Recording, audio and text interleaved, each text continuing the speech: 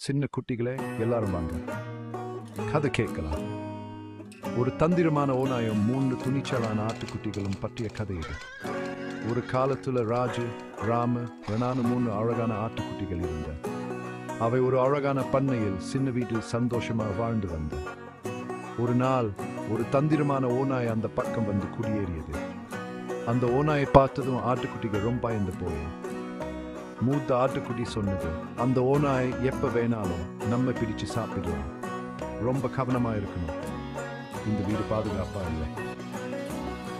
இது கேட்ட தம்பிகள் ஒத்துட்ட. அதனால் அவை ஒரு வலுவான வீட்டை கட்ட முடிவு செய்தோம். எல்லா சக்தியையும் புத்திசாலித்தனத்தையும் பயன்படுத்தி ஒன்று சேர்ந்து உறுதியான புது வீட்டை கட்டினோம். தெரியுமா, அவை அப்புறம் எப்பவும் சந்தோஷமாகவும் பாதுகாப்பாகவும் வாழ்ந்த. நினைவில் வைச்சுக்கோங்க, ஒற்றையா வேலை செய்து புத்திசாலித்தனமாக இருந்தால் எந்த சவாலையும் சமாளிக்கலாம்.